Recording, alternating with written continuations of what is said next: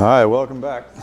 In a bid to actually get done what I tried to get done last time, I'm just going to blitz right into the topic that we said we were going to talk about last time, and see how it goes from there. As a reminder, one of the things that we're trying to do is talk about we had spent several months talking about good positive arguments for the truth of theism. We haven't gotten to Christian theism yet, but just theism in general, with the thesis being for someone who's very open-minded that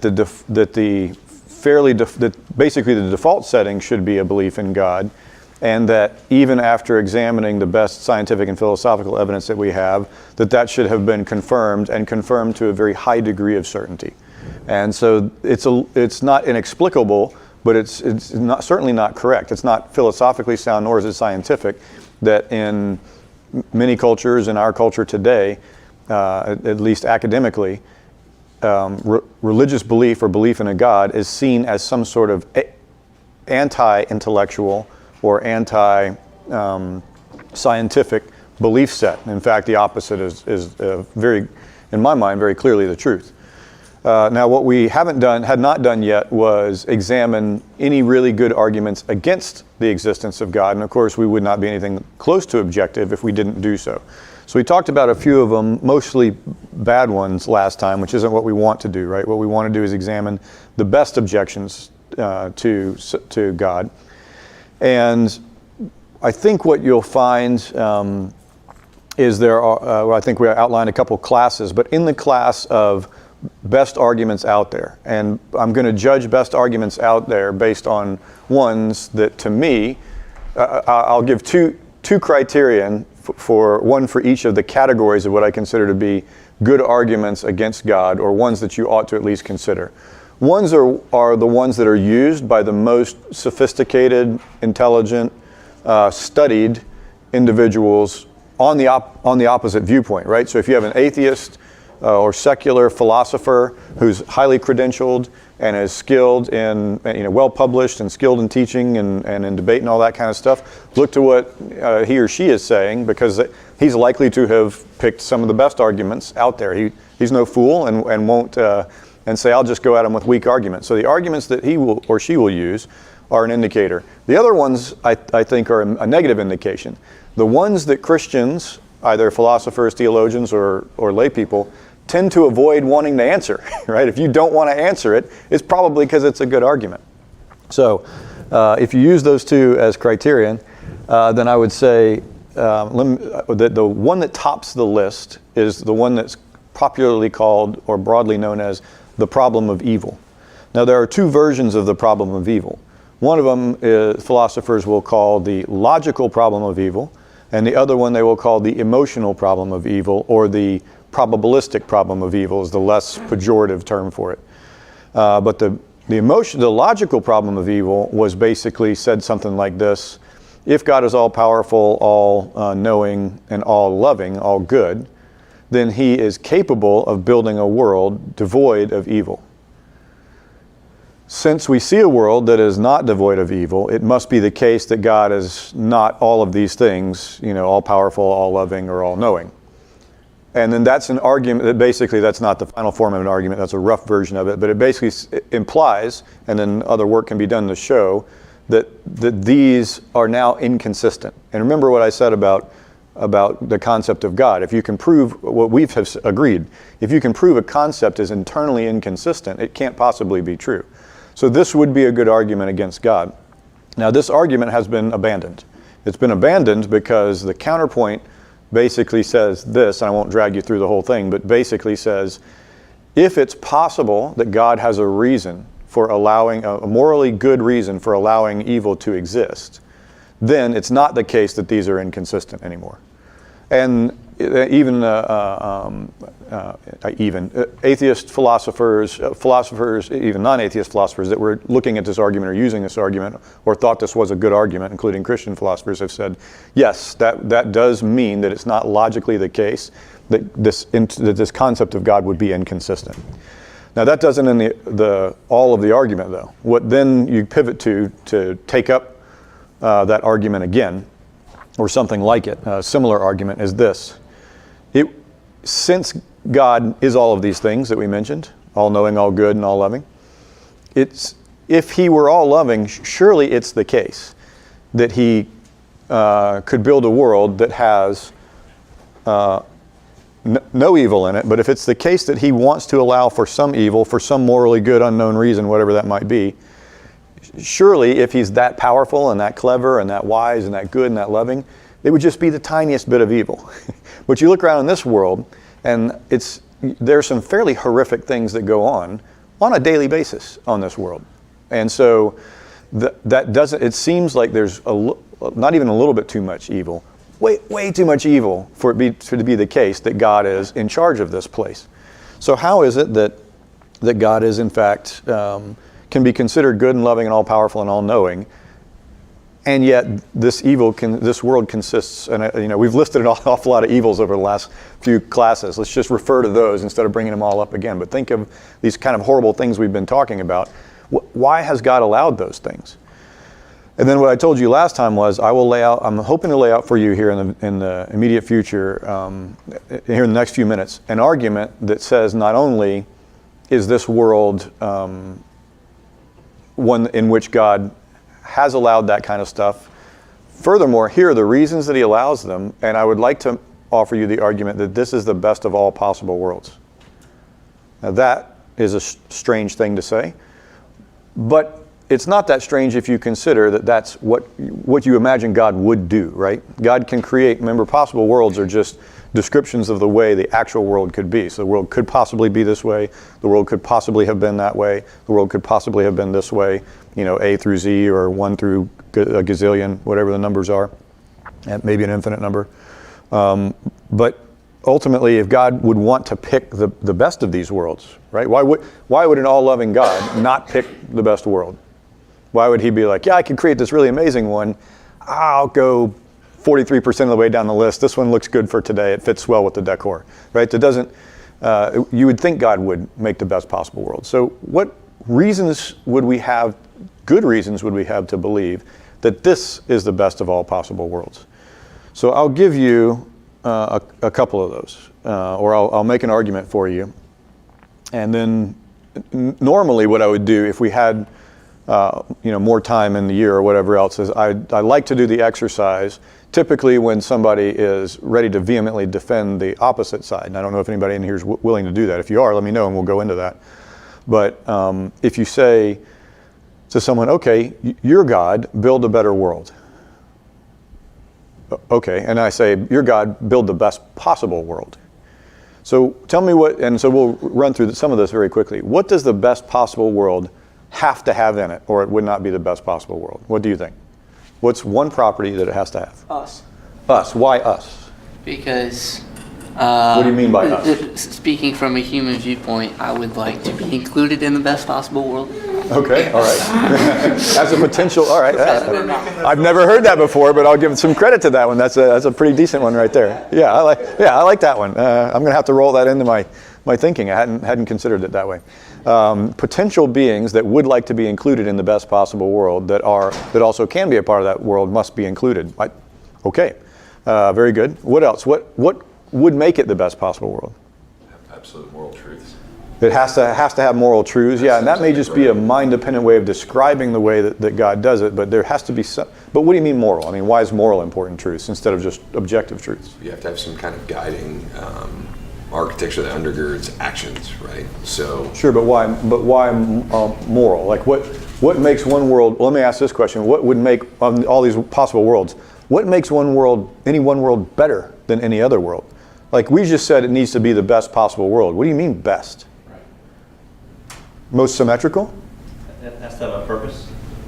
Okay, so best, something comes from purpose, all right? So it has the purpose to it. If it's going to be the best possible world, part of what the world has to be about is about being the best. But what is it that makes it the best?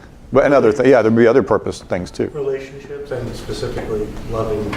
All right, so I'll short circuit this discussion with the following question. Premise, the best thing in the world is love. That's the greatest thing that can possibly be. And anybody not seen The Princess Bride in here? What's the one exception to love? What's the one thing greater than love?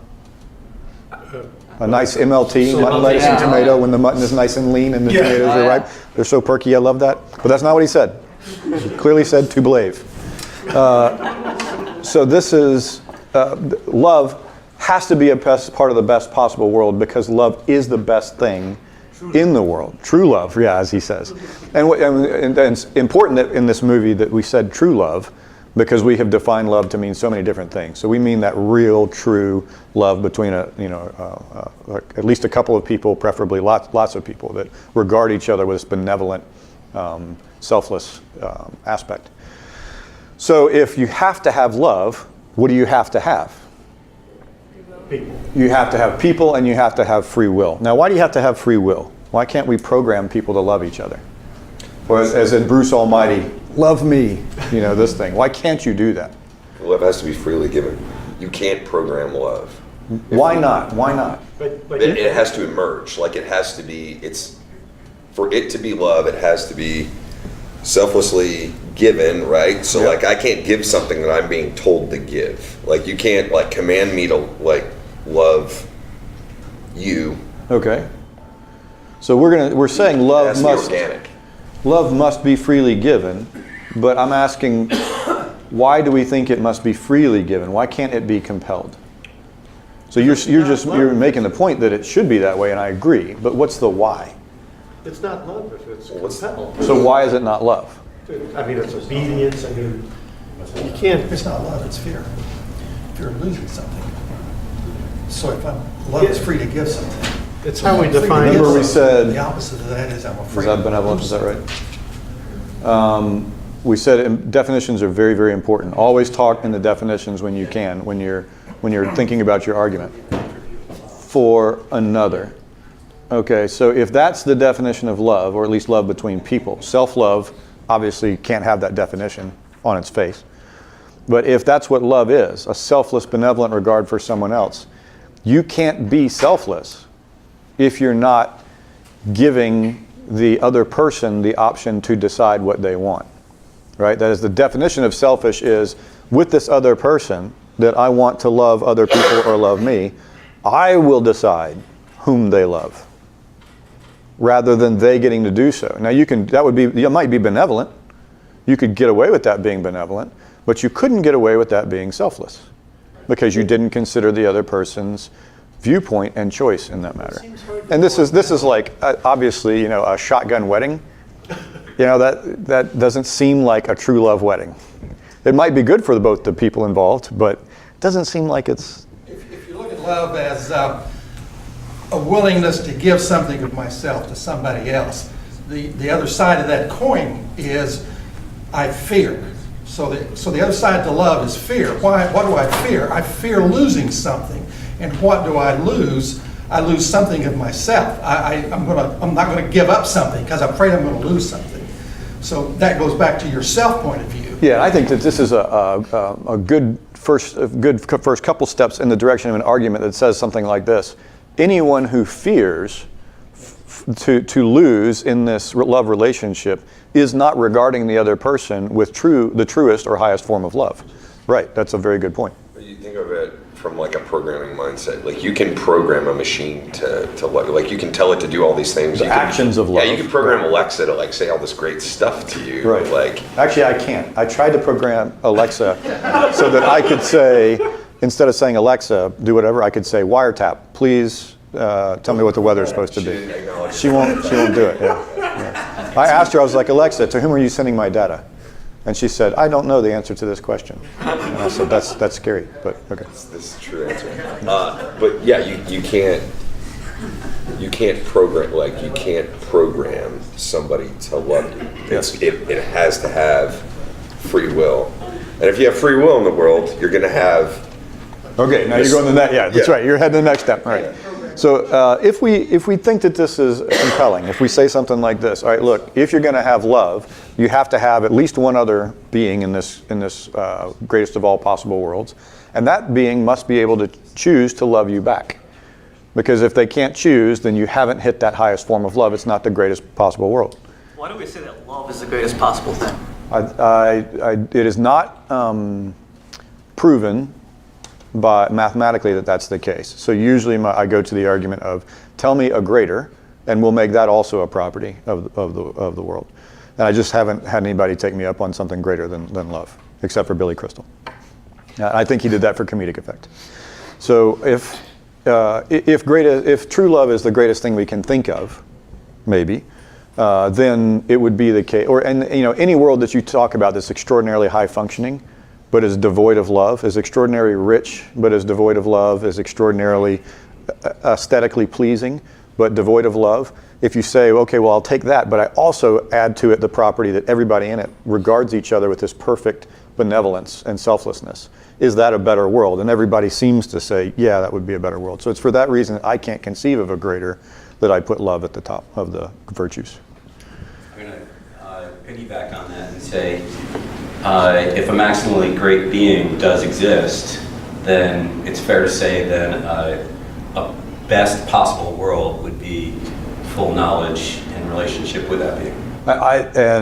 To me, this is absolutely one of the core points, that once you get in this maximal great being theology, philosophy, whatever, then this type of conclusion emerges fairly quickly from thinking about it. So yes, absolutely true.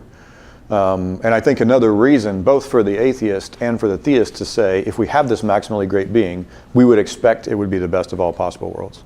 In fact, if it's not the best of, I think that if you're going to make this maximally great being claim, you're forced to defend that this is the best possible world in some way, where purpose is behind it. Some purpose has to be there, but best to that purpose. We have to discover the purpose, but certainly.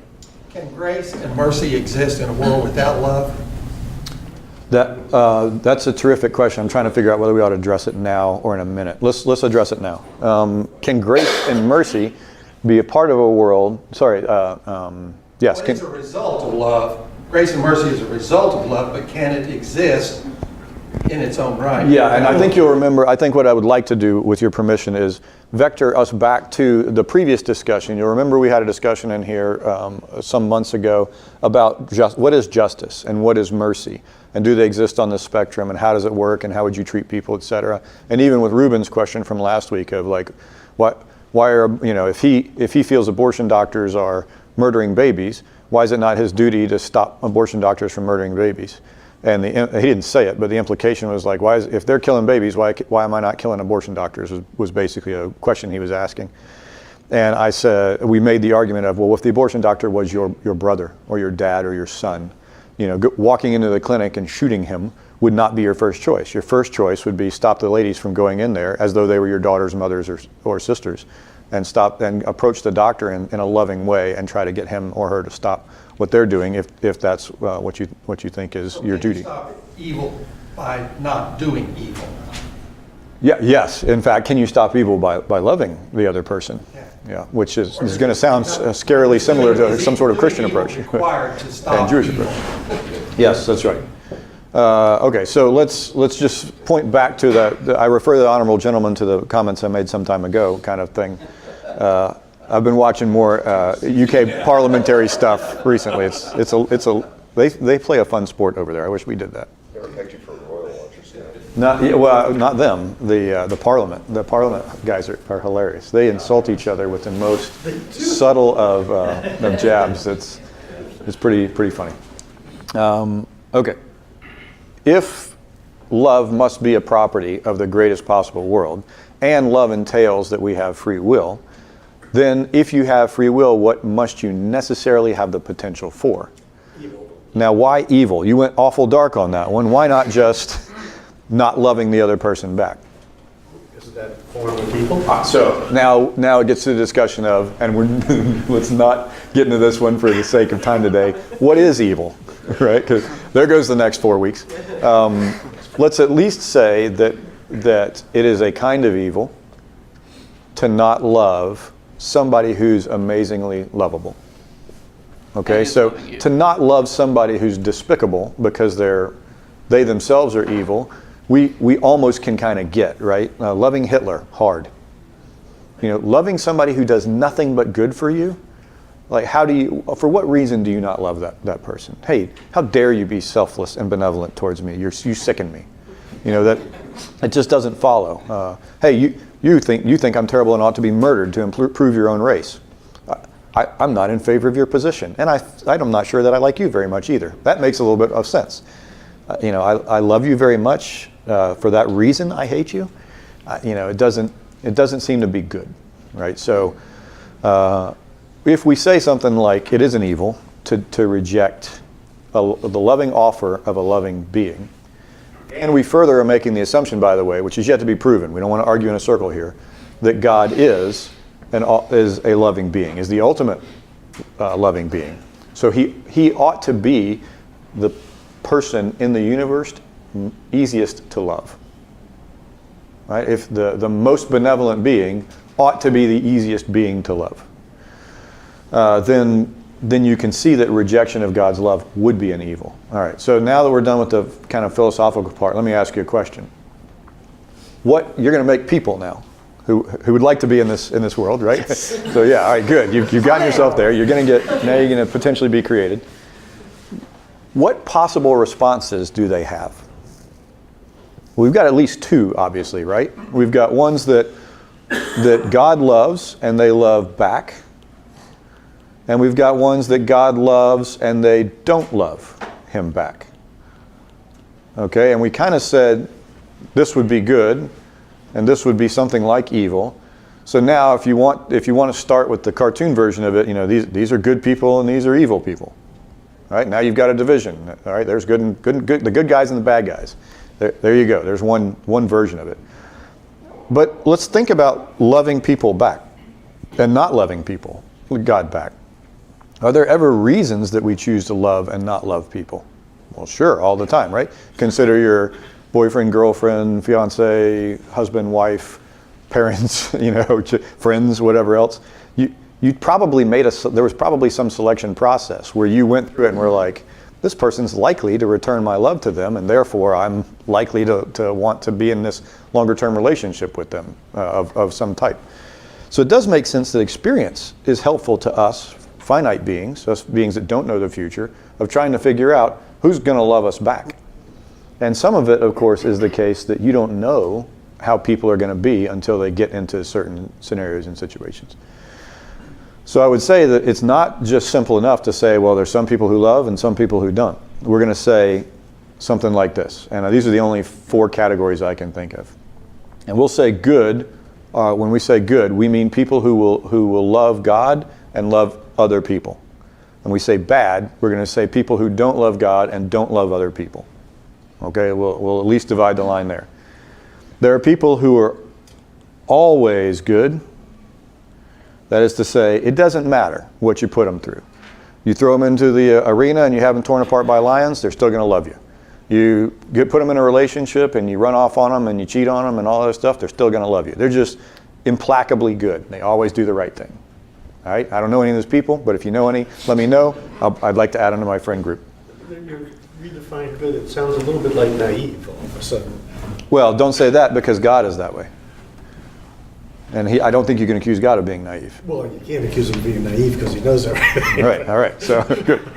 Always good. You never do the wrong thing. And we'll say like good if and only if they don't see evil. So imagine, or they don't experience evil. Okay, so you might say, these are good people, and these might be the naive, right?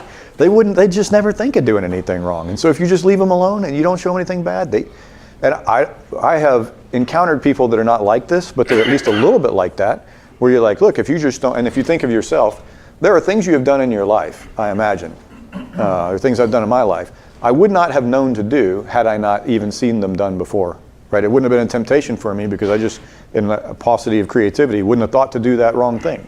But once you see the wrong thing, now it's somehow in your mind, and at some point you may choose to do it, that type of thing.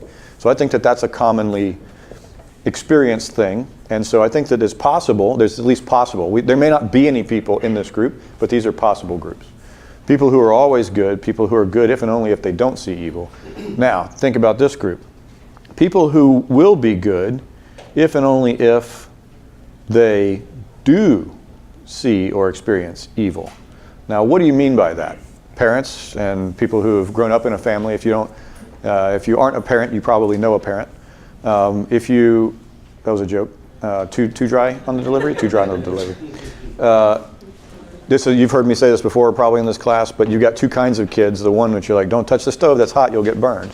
And usually your firstborn kid is like, okay, Daddy, I won't do it. And the second kid's like, really? I doubt that. Dad's an idiot. Well, let's check and see it. And then he touches it, and he's like, that's hot, and he's crying, and you're like, I tried to tell you. And he's like, this isn't consoling me. And this discussion back and forth has to wait for a better time. But ultimately, and once they've touched the stove, they're like, yep, okay, Dad was right about that. Mom was right about that. You're smiling because you have one of those, I take it. Maybe two of them. And then it may be the case too that there's a third child who's just like, I don't know, I don't want to be obsequious like this first one, but the second one seems to get hurt a lot. And so they just sit around and they watch, and they don't touch the stove. Kids, and they're like, yeah, okay, got it. Dad was right about that one. Don't do that. So those are people who either had to experience or see the evil. And then there's the last group of people. If there's always good, then there at least possibly could be always evil. Doesn't matter how nicely you treat them. Doesn't matter how nicely. And you may have had people in your life like this, that you always bending over backwards for them, and they just continue to take, and they can't do the right thing. And typically these people end up walking out of a number of relationships just because they. And I'm not sure that they're always evil, but people who tend to continually do evil, even when treated good, those kinds of people seem to exist. Are there also evil people if they don't see good, like in the movies, like Darth Vader, for example? Yes. So the only reason I don't include, Darth Vader in the movies would have seen both. So I would put him in group. To me, he's a group 4 guy. He was let's assume. Well, no, Darth Vader becomes a good guy by the end in this story, right? So he's a category 3 guy. This is 1, 2, 3, and 4. Darth Vader's a category 3 guy. He was redeemed in the end because he was the one. Some people had to see evil, and they're like, no, I don't want to do that. He's the one that said, I wanted to be as evil as I possibly can be. It's morally bankrupt, and I see at the end, because of a love relationship he has with his son, he sees that he can no longer conscience this, the philosophy of Star Wars. Who knows? But ultimately, he's a category 3 person. Always evil people. I don't have a evil if and only if they see. Good if and only if they don't see evil is the same as evil if and only if they see good. Evil if and only if they see evil. That's a category 2 person. The people who are evil if and only if they see good can't exist because necessarily God is good, and existing in that universe you can't end up with that. So you see that point. So Peter's asked the question. On Calvin, Nunya on Twitter is Peter, which I assume means, who is that person who's tweeting me? Nunya business. On Calvinism, God does not love every. Of course, Peter's sniping at Calvinism from back here. So Peter will hold on the Calvinism sniper shot till later. But ultimately, we want to point at the next. Where's my group? Oh yeah, okay. Oh, I'll get to that in a second. All right. So if we agree that that's the case. Something like that is the case. That those are the groups that would be out there, 1, 2, and 3, and 4. Now, if you can think of another one at any time in this discussion, throw it in. So I don't know if this would fall into always evil, but I'm just trying to think through, like 2, you're saying good. I should add this. Always evil in the end, right? The Darth Vader that doesn't get redeemed at the end. That would be Emperor Palpatine, right? Just doesn't matter what good he's shown, he's just going to be the bad guy all the way through. Could there possibly be a category for evil if, I guess I'm thinking like evil only if they see evil, or if they've only ever seen evil? Evil if they've only ever seen evil. Yeah. Yes, but back to that point, in a universe that creates God, in which God exists, and let's say in that universe, God being all good, always will want to interact with the people. You'd never have a person who only ever sees evil, because they'll at least have some experience of God or some knowledge of God, which means they have some experience or knowledge of good. So as long as God is part of the universe, that's not possible. So I guess it's conceivable that you could come up with a universe where God is completely, he creates it and he doesn't have any interaction with it whatsoever. If something like once that creature with free will starts thinking enough and is like, am I the only thing here? Could there possibly be someone who's good? What do I mean by good? That kind of thing. Depending on how that discussion goes, I think they come to the concept of good in any way. And the concept of, you can't know the concept of evil if you don't know the concept of good. That is to say, I don't like the way this person's treating me, very quickly gives rise to the question, how would I like to be treated instead? The answer to the question, how would I like to be treated instead, is what is good. So unless you can't think at all, you're going to come to that conclusion. But can't you make the argument, and I don't know that I agree with this, but that someone could be in this world that a good God created who never experiences any good interaction with God, that all of their life experience is just bad. There's probably a lot of people that that's their feeling of it, that there is Certainly, a God yes. out there. And that is a very important psychological aspect to engage with, because when someone is in the absolute depths of depression, putting on my amateur psychologist, I don't know anything about psychology yet, it seems to me that it's very difficult for them to even see the good that's going on around them. That doesn't mean that good's not going on around them. What it means is they have difficulty perceiving it. So at some point that's a perception issue, and so it's important to address that on those grounds, that this has to do with perception, not actuality. They may actually be receiving good, but they perceive it as evil, or they're ignoring it, or whatever else. Couldn't their situation be so bad and so isolated, and a slave Yep. who's just abused, and there's nothing, doesn't see anything around? I'm not sure why I'm going here. Well, it's a good question, but I think it's the same question he asked. Okay. And if it's the same question he asked, then the answer to it is, as they're sitting in there miserable and they're like, I get beaten every day. What do I wish this guy was doing to me? How about beat me every other day? That's slightly better by half than what he's got. So he can at least conceive of what good would be, even if he hasn't received that good himself. Or if he's a really optimistic guy, at least I don't get beaten twice a day. I don't know how optimistic one can be as a beaten prisoner. But in any case, yeah, I think it's the same question. Yes, ma'am. Yes, sir. So I follow you most of the way here. The best possible world requires love. Love requires free will. Free will requires, and I think the temptation is to say the existence of evil, but perhaps it would be simpler to just say choice. Okay. And if you just say choice, why is this the best possible world as opposed to a world where instead of 25% of the people being good all the time, 100% are All right, good all the time? a brilliant question, and I have a graph for you. I have a couple graphs for you. I'm intentionally. Yeah, I know. Thank you for that. She was not paid to do this. Peter, by the way, clarifies. I was not attacking Calvinism. I was asking for a clarification on maximal greatness. Okay, sorry, Peter, I misunderstood. Although it's hard for me to interpret, so is God not maximally great if Calvinism is true? Fair critique of Calvinism. Well, for the sake of at least immediate proximal unity, we'll ignore this question, but basically say this. The concept of God being maximally great is one that includes God at least potentially loving all of these people, and then potentially loving him back. So we actually, let's say your concept of God does not include it's necessary that he regards other beings with love. At a minimum, we can agree that in order for there to be a loving relationship, at least those other people the created order has to have the potential to love God back. And if they don't, then they're not part of a moral order. So depending on what version of theology you're talking about, a version of theology that does not allow for people to be free moral creatures, those moral creatures don't matter in your best possible world calculus because they're not capable of love in the manner that we're talking about, in which case it doesn't matter. So we would only be talking about the people that are the moral agents that are capable of love, where love must be freely given. Now, if you don't think all of this is predicated on a belief that love must be freely given in order to be love.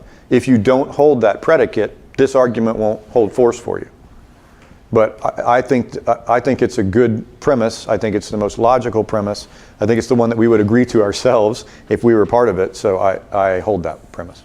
So, not to quibble with categories too much, but is number one kind of a straw man category? And I ask that in as far as I can only think of one example of a person who is always good, right? And that would be Jesus. Okay. I'll throw two other possibles on the table.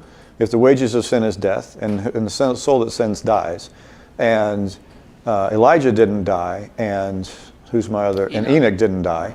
Then you've got 2 people out there who at least, we don't have any listed sins other than Elijah getting kind of like whiny, and depends on whether whiny is a sin or not. It is to me. Yeah, to all parents, maybe it's a sin, right? But I would say, okay, but I'm quibbling. If you're quibbling, I'm quibbling back. No, that's fair. Okay, so basically, always good means equals sinless. It may not be the case that any always good people are around here. So now, Yeah, I guess that's my point, right? Like, even giving you the benefit of the doubt on that argument, you're looking at an end of 3 right. for that category. So right? yeah, so the goal, remember the goal here is let's build the greatest of all possible worlds. Let me bring this up and then to you guys. If it's the case that building the greatest possible world is the end state of that world is that all of the people in this world that can possibly love God and love each other do. Right? So if there are 4 possible groups of people, and the last one group is just always evil, so there's just nothing you can do, there's no way you can make the world where they choose you. Maybe there's nobody like that, but if that's a possible group of people, then your greatest possible world obviously is not going to include them because they don't want to participate in it. They don't want to be loving. They don't want to be loved like in the bidirectional relationship. But it's the case that you need all of these remaining people in here. You need the ones that are always good. You need the ones that are good if they only see good. And you need the ones that are good if they see evil. Now, if you need the ones that are good if they see evil, what do you have to have in order to get them? Evil, right? So it's not that evil is necessary, period. It's that evil is necessary if that third group of people exists. Now, the problem you have is if you're an all good being, how do you do evil? You can't, right? You're not allowed to do evil. By definition, you're not going to do evil. You're never going to choose to do evil. But it's good to create other people who will eventually love you, right? And it's actually good to actualize people to have the choice to love, if you say that. If you do that, then you can possibly have all 4 of these groups of people. But here's the problem. You can't have the always evil people in the utopia phase. But you can, and you have to have the good only if they experience evil people in some sort of pre-utopian phase so they can see this evil, right? Give me 1 second. And so what you have to do, and now the always good people, by the way, if they're always good, maybe you can have them in this arena phase that exists before the utopia phase. You see why I divide it into arena phase and a utopia phase? Arena phase is where you show your true colors. It's where you learn, for the kid type 2 and type 3, it's where they learn to listen to mom and dad. In this case, they learn to listen to the benevolent being that cares about them and just wants them to be happy and to love other people, right? So maybe you can have the always good people in the arena phase, but you don't have to. It may be the case that none of those people are around. My experience in the world is that those people might not be here. And maybe it's only 2 of them or 3 of them or whatever, right? The good only if they don't see evil people can't be here. They cannot be here. Because if they are, you're going to ruin them and you lose them. And God doesn't lose any people that could love him. So these are people that we haven't seen yet. Or if we've seen them, we've only seen them in a particular way, and I'll describe that later. All of your good only if they experience evil people have to be here. All of them have to be here, and all of them have to be redeemed. All of them have to be ones who ultimately choose love in the end. So now think about the number of possible worlds in there. In all these possible worlds, in some of these worlds, none of those good people, if they experience evil, make it. Well, God's not going to choose that one. Only 23% of them make it. Well, he's not going to choose that one. Is there such a world where all of the people who are good, who will choose to love God and other people, if they see and experience this evil, are there any worlds, possible worlds, where all of that group of people comes to experience and love God? That is going to be what the greatest of all possible worlds would have to include. And it's maybe debatable about whether the always evil people have to show up or don't have to show up. Like, do you have to actualize them? Do you not have to actualize them? I have arguments either way. But if you do, spoiler alert, if you think that there are such people who are not always evil, then the people in this, if you don't think that category exists, then it's the case that people who die apart from God here must be in one of the other 3 categories. And if they are, then you're stuck with, you're not stuck with, you will conclude universalism at the end. I point that out to those that are looking to where this is possibly going.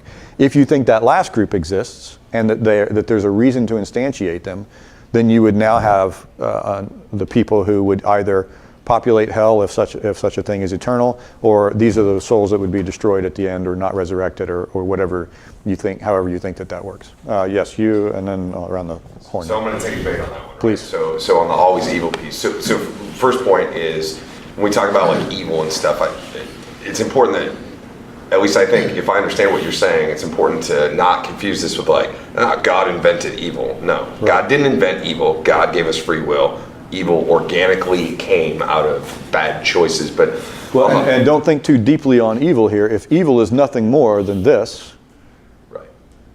Right. Okay. Right. Well, it's a spectrum, right? And what happens is the more you don't love somebody back, the more you're going to look evil. Right. The second piece is on that last category. I mean, even the devil, like you take the devil, right? Fallen angel. So he wasn't always evil.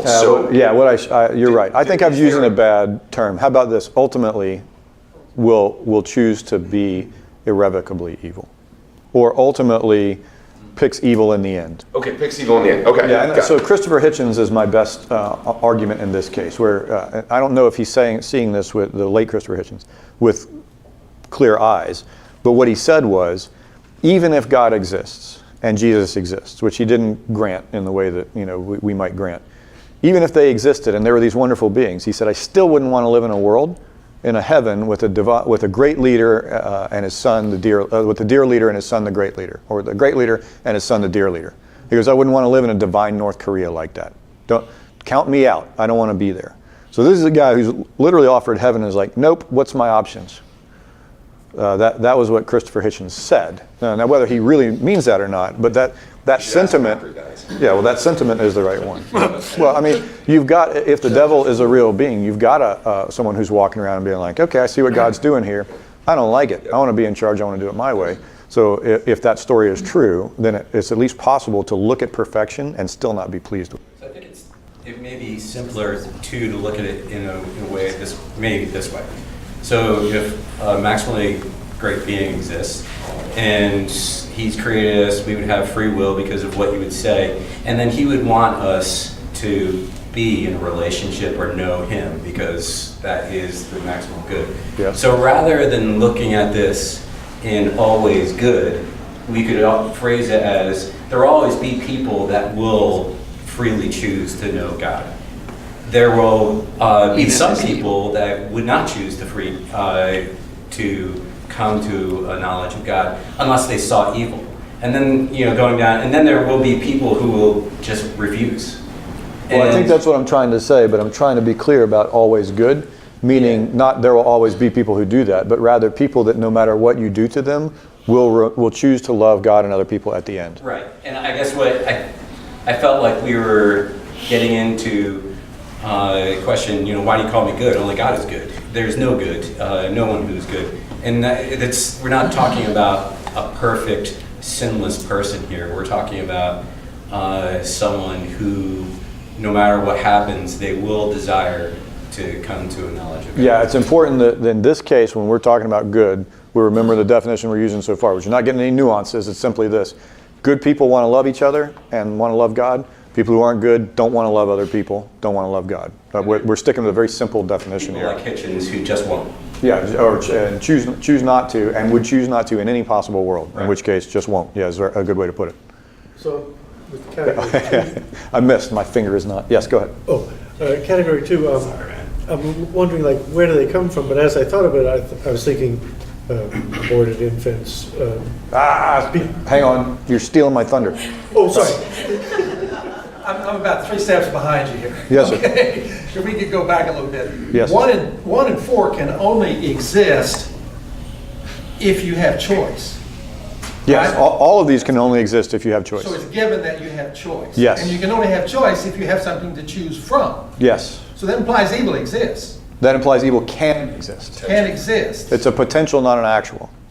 So if God creates another being with free will, necessarily he created a being with the potential to exist. He created nothing evil, but he creates a moral aspect, which, by the way, is what he has. So I think there's a lot of confusion about a maximally great, not you, but you mentioned maximally. People who think of a maximally great being frequently, before they think terribly deeply on it, conclude that God can only possibly do good. That's false. God, a maximally great being is not bound to do good. A maximally great being will always freely choose to do good, necessarily. Not that their choice is a choice necessarily, but necessarily they will always choose to do free will. Use their free will to do good.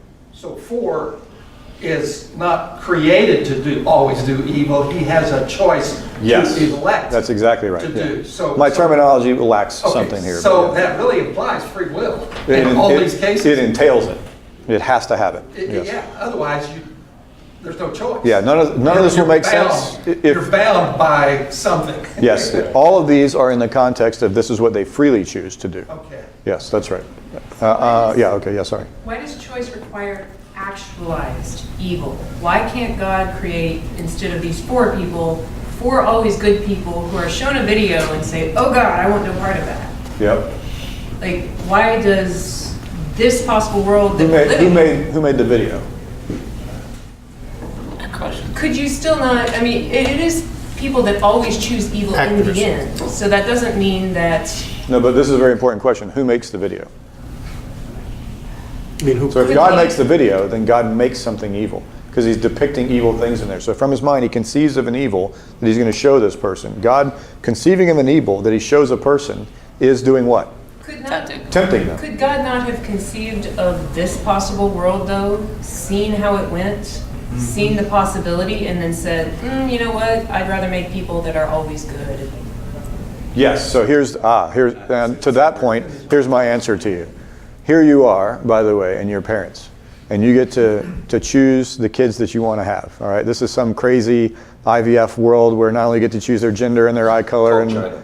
yeah, right, you get to choose everything about them, and you look into the petri dish of the future, and you know everything that they're going to do, and you've got some crystal ball next to it that says this is the way they're going to be, and they're like, all right, this kid right here, this infant will always be good. They're just the greatest. And you're like, yes, we would like that one.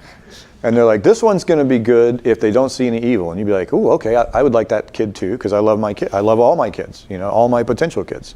If you're good parents, you probably love all the kids that could possibly love you back at a minimum. So you're like, yeah, I would like that one too. And you're like, okay, the third one's interesting. They will definitely turn to love you. And in fact, they may understand love even more deeply than some of the others do but they're gonna run away in their teenage years, and they're gonna be a royal pain in the you know what, and then they're gonna come back to you like the prodigal son. And as a good parent, are you like, you know what? I'll put up with the few years of misery to have that loving relationship while I'll have them at the end, or are you like, that's too inconvenient? None of those guys make it. Leave them in the dish. I don't want them. Which of those is a greater being? Which is a greater parent? To me, the greater parent says, I'm willing to put up with this rebellion from this kid. I'm willing to put up with the kid taking half my money and going and spending it on wild living and then coming back to be a part of my family so that my family is larger and greater and more enriched. But you're offering the parent in this analogy, this person would be actualized, as opposed to the creator saying, I am going to actualize. Well, I'm saying as a parent, you get to say, yeah, I guess I did have them in the petri dish. Let's say that they study you and they're like, genetically, you'll have these 4 children. Like, if You know what I'm they saying? would exist, of course you would say, well, because they could, they would exist here, then I'll take that one. But if you're creating 4 people, why would you deliberately choose one of those others? Does that make sense? Because none of them exist until God makes them exist. No, but it's in the same way that you're looking forward to children that you don't have, right? The doctor's saying about this is a weird world that I'm having now here, but like they look at you and they're like, hey, as a parent, you're only gonna be able to have 4 kids, and genetically I can tell you what those 4 kids are gonna turn out to be. And he describes these 4 types to you. Which of those, now, so none of them are actual, they're all potential. Which one of those children do you not have?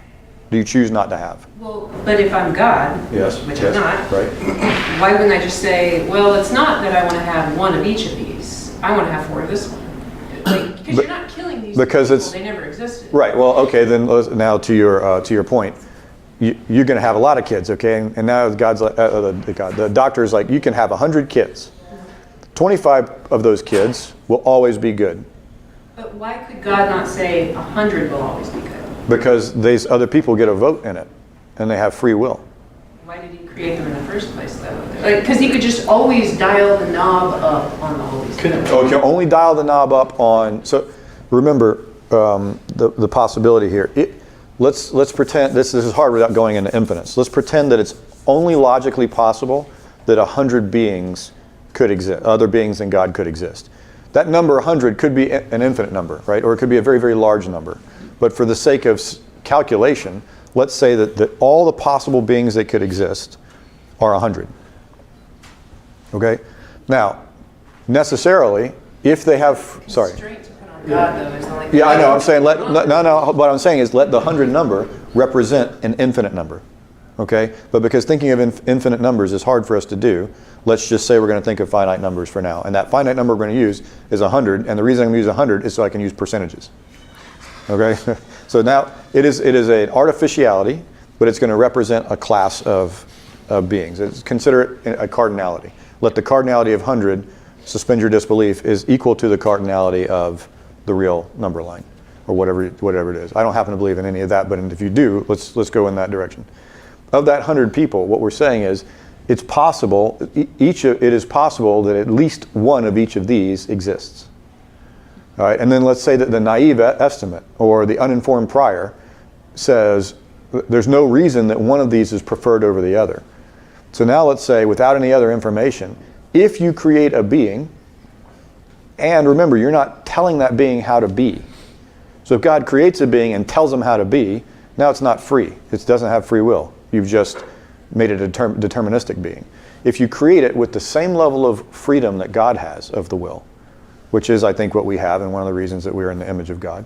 If you create that being to be equally free, then there's a naive estimate, 25% chance that you'll be always good, good only if and only if good, good only if and only if evil, and always evil. There's a 25% chance either way. So of those 100 possible children that you have, only 25 of them are going to be always good. So in your perfect world, it can either be populated, never have any evil in it at all, but you're only going to have 25 kids. But in the mind of God, or in the mind of your parents, not only do you know you could have had 3 times as many kids as you actually had, you would also know those kids. Remember, God looks forward and can look forward into the future, so to speak, and He sees us and He knows us as well as we know each other today, and even better. So not only does God, when He conceives of these children in His mind, He knows them as intimately as He knows them when they're actualized.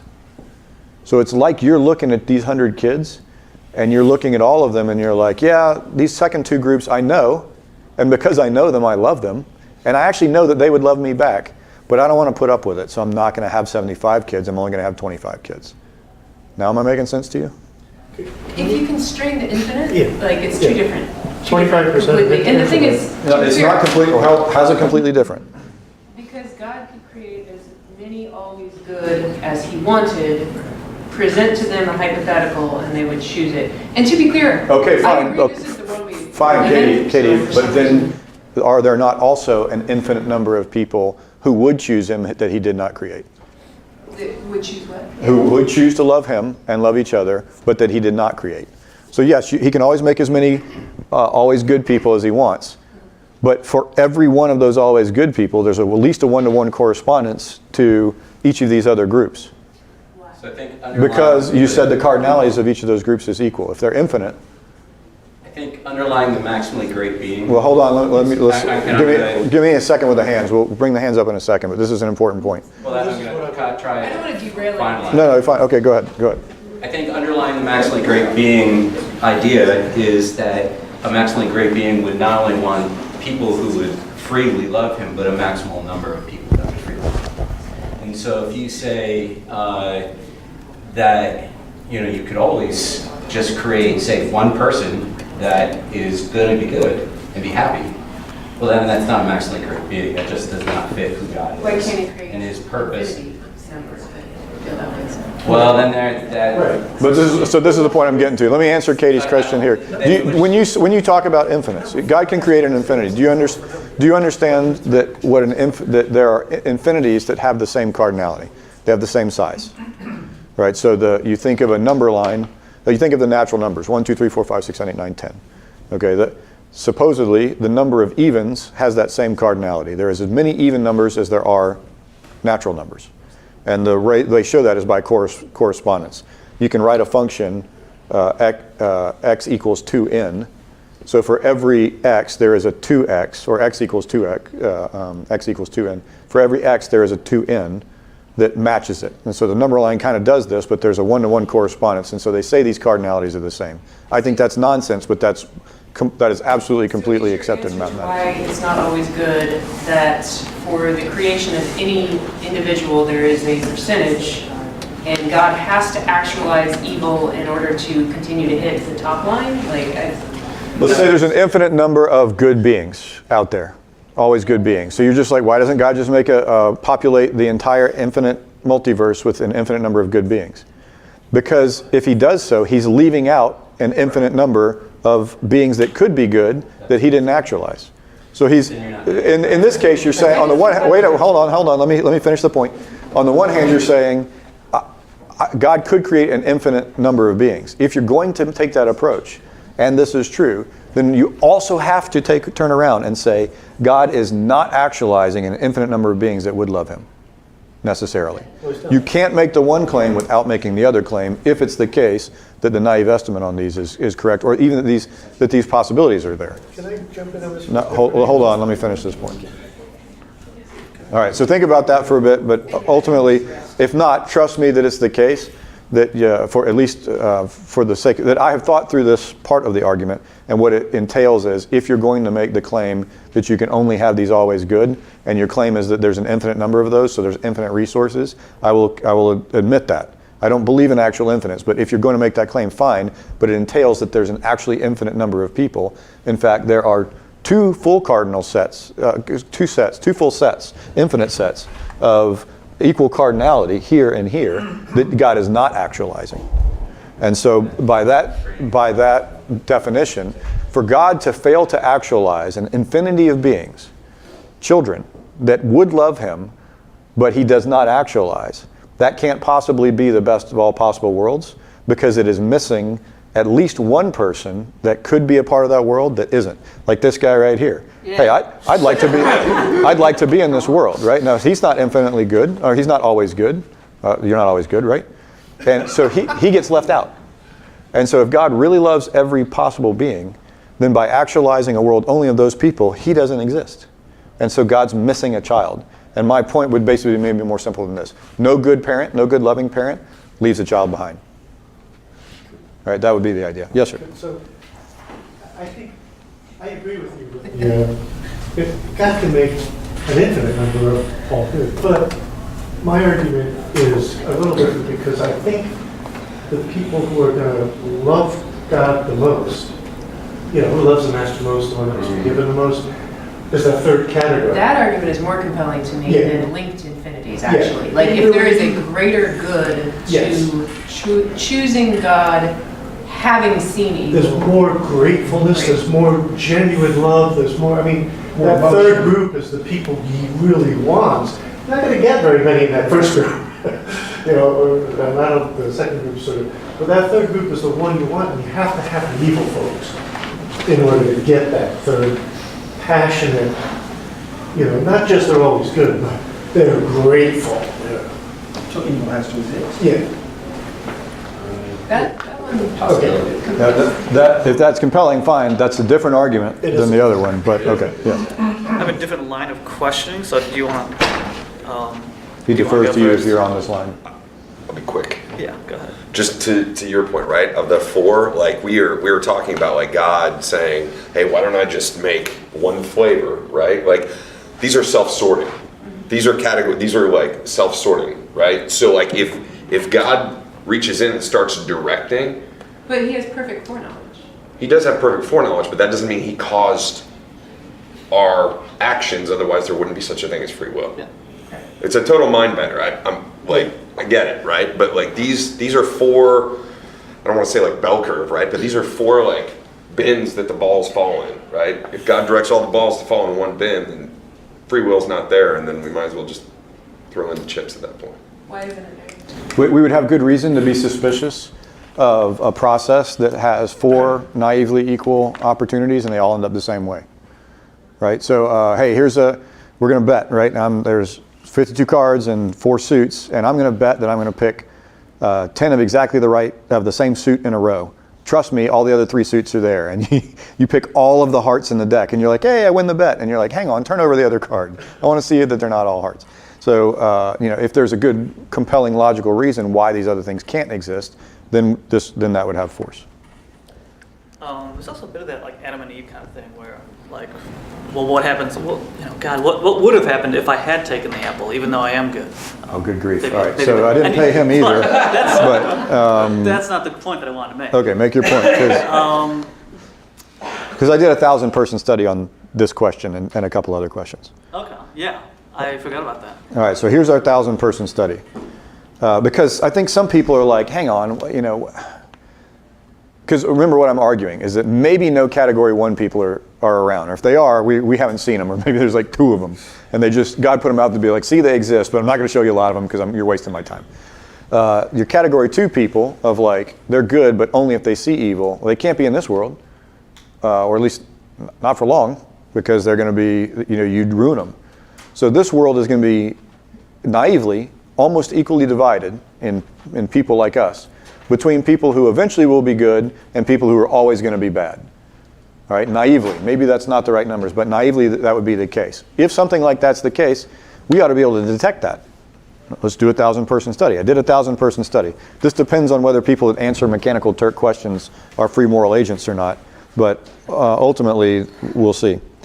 One of the questions, and this one's an interesting one, the next one is flabbergasting to me. If a loving God exists and that God tells you to do something, should you do so in every case?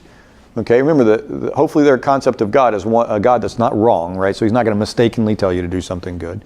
He's not just a power monger, so he's not going to tell you to do something good just because he wants to see you dance, monkey. It's none of that kind of stuff. It's God wants you to do it because he loves you. It's the best thing for you. So if God tells you to do something, should you do so in every case? 40% of people said no. 40% of people said, hang on to your shorts because this one is unbelievable. That's the kids who learn the hard I way. understand that, although I'll get to this one because this is exactly his point. If you were in the biblical Garden of Eden, now these are not people who don't know what's going to happen. These are people who know the story of what happens. Would you eat the fruit if you knew it would give you knowledge of good and evil, even if God had told you not to? Right? You know that what's going to happen. They know it's going to happen. Would you take it?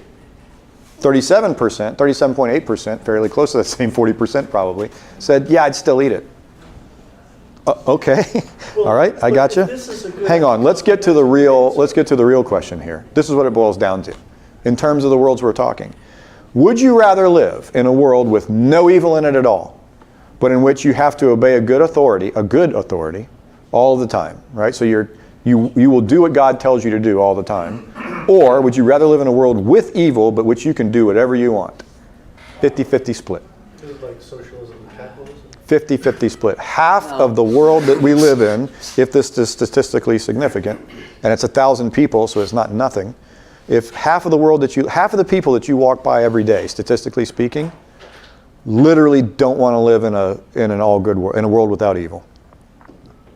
Because it means that they have to listen to God. Half of the people around you do not want to live in heaven. They're telling you that they don't want to live in heaven. That could be reinterpreted as, do you want to live in a world where there's free will or not? Right, well that's a difficult one because it entails that you have free will in order to pick it, or otherwise your answer was This is saying determined. you have to obey, Yeah. or you can choose to But do that you're morally compelled to, right? So now maybe I didn't ask the questions well, maybe whatever. But this is not nothing when it comes to indications, right? I mean, I asked 3 questions that hopefully were calling them out. And the same respondents saw all of the same questions. So they have in their mind all these different questions that we're asking. And this was the result. So, Sorry. When we get to the utopian phase, if evil comes from free will, does that imply that we don't have free will in the utopian phase? No, what it implies is that the whole point of having great question. The point of having an arena phase is God saying, when I finally build utopia, I don't want anybody to wreck it. Who can I put in the utopian phase? So heaven will be populated by people who, all of whom have the ability to wreck it, but none of whom will choose to do so. So how do you figure who those people are out? You test them in the arena to see who they are. And maybe one of the things that you do is show them who they are too, right? And by the way, lest you think you're like, good grief, you can't let me into heaven because I just keep choosing to do wrong stuff all the time. We don't have time to discuss it today, but when we get into it, what I think you'll find is a lot of the choices that you make in terms of the wrongs that you do have to do with the temptations that are presented to you. If you were not presented with those temptations, you wouldn't actively go out and seek to do that evil. Or if you knew the evil wasn't there to find, or it's not readily available, or whatever else, then you would be like, no, I'm not going to go to the trouble of doing the evil. That in a perfect world, that temptation just isn't there. So back to the big picture, this only answers the question of why there's evil in people, right? It doesn't say like why there's childhood cancer or natural disasters. Yes, exactly. Okay. Now, I will expand on that next time, but since we only have 5 minutes in here, with your permission, unless, yeah, go ahead. Just one quick question. And I'll get to you. We talked about what this means to be good, and you said it's not like what God considers good in the Bible. We're talking about moral perfection here. We're talking about good intentions. You would choose good. And actions, yes. And actions, yes. But by that definition, you could argue Christopher Hitchens himself is good. You could argue that there's a lot of these people who believe, well, I just think if I'm a good person, I don't need to believe in Jesus so long as I'm a good individual. Why would I go to hell? That's why I made the clarification. Sorry. That's why I made the clarification. I think that it's helpful to consider that if a maximally great being exists, or God exists, his desire would be to have the most people come to a loving knowledge of him. And that is, if you put it in that terms of good, then that falls into place a little bit better. We're not talking about, well, I give to a charity. Well, I'm a good person. Yeah, in the interest of time, let's pick this discussion up to give a deeper discussion next time. But at the end of the day, don't forget the premises on which these are based. Okay, now I will bring up one other stat that I bring up in this paper over here. But do you know what percentage of raise your hand in here if you don't have to if you don't want to, but indication, do you think life begins at conception? Okay, so for those of you that believe life begins at conception, you now have a being that is a being that has free will or potentially has free will. Do you think that babies are morally, a 1-year-old baby that dies, do you think that they've made wrong moral choices? Raise your hand if you think babies who die at 1 year old have made wrong moral choices. What moral choice can a baby make that's 1 year old that's wrong? I don't know, cry.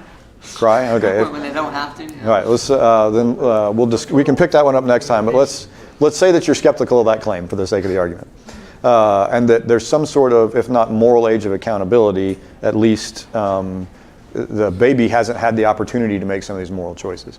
Do you know until they're born, at a minimum, right? In utero, evil is kind of unknown to us conceptually.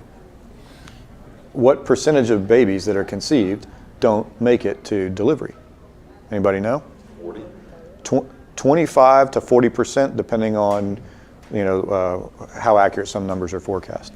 But something like a third, naturally speaking. Well, and now of course including numbers of abortions, but abortions are the minority, a fairly vast minority of, including chemical pregnancies where the lady doesn't know she's even pregnant in the first place, that just fails to implant, or miscarriages that happen in the first a few weeks of pregnancy, that kind of stuff.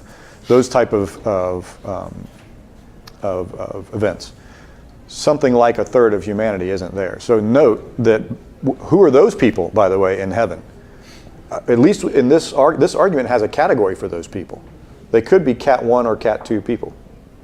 Right? And so you get them in heaven, and God didn't expose them to any evil that they morally are responsible for. So one of the advantages of this model is it lets you account for all of these people. And interestingly, if this this survey is correct, not only does it allow you to account for these people, it accounts for them in roughly the proportions that the naive estimate would give you. And so that's not, scientifically speaking, empirically speaking, that's not something you can just ignore. I think that's an important point. All right, so let me tie off the argument in the last 2 minutes that we have. So this is what it basically boils down to.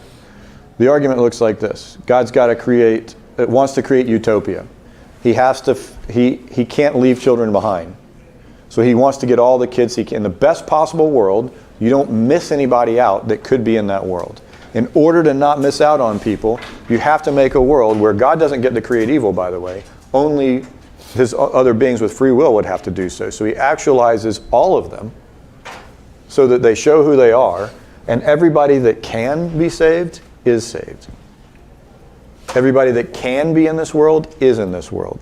And the only people who are not in this world are those who literally would never choose in any version of reality to live in this world without doing evil.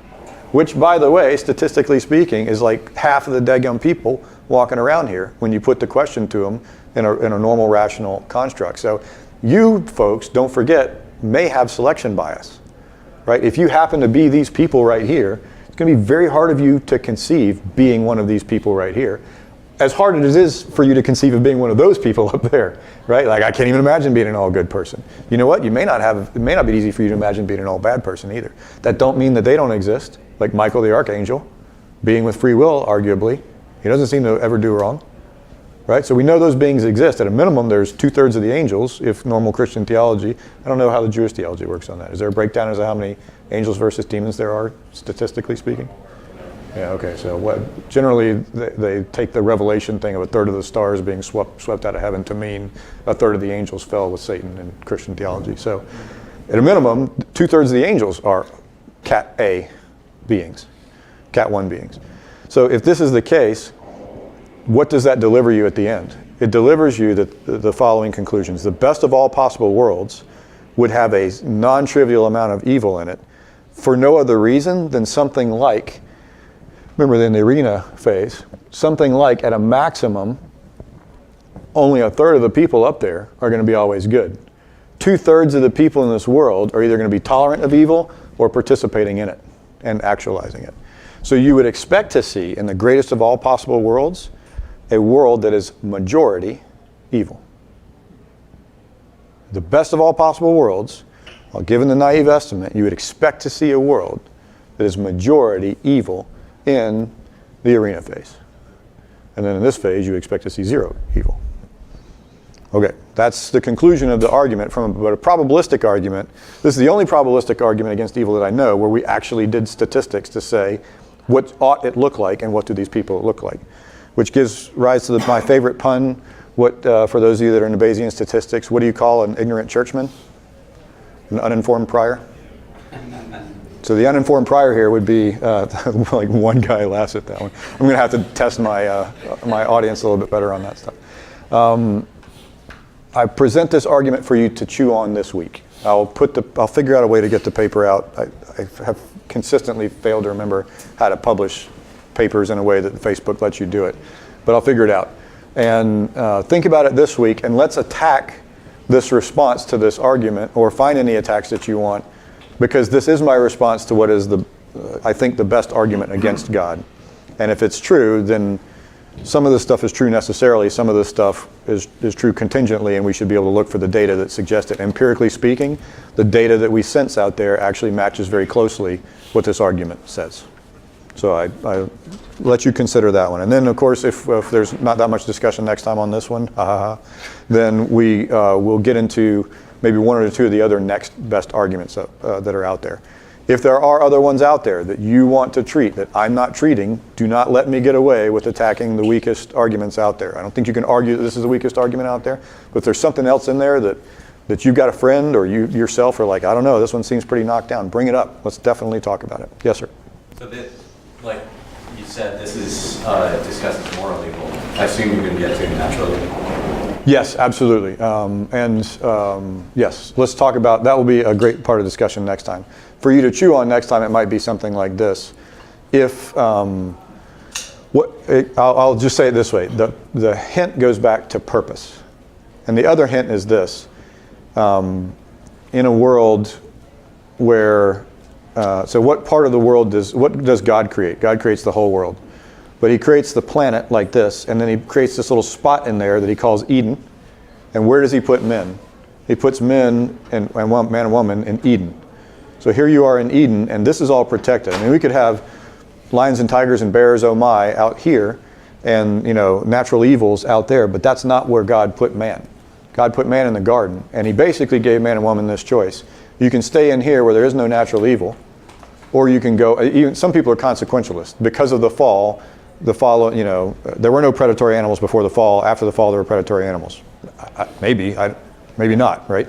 So if that's not the case, if lions didn't develop sharp teeth after the fall, right? If they were already out there eating gazelles, then what God would say is, there is not, you don't have to live in that world. You live here with me. But if you're going to live in my house, you have to follow my rules. And I'm only going to make rules that are good for you. I'm not going to make needless rules. Like, how many rules did God make?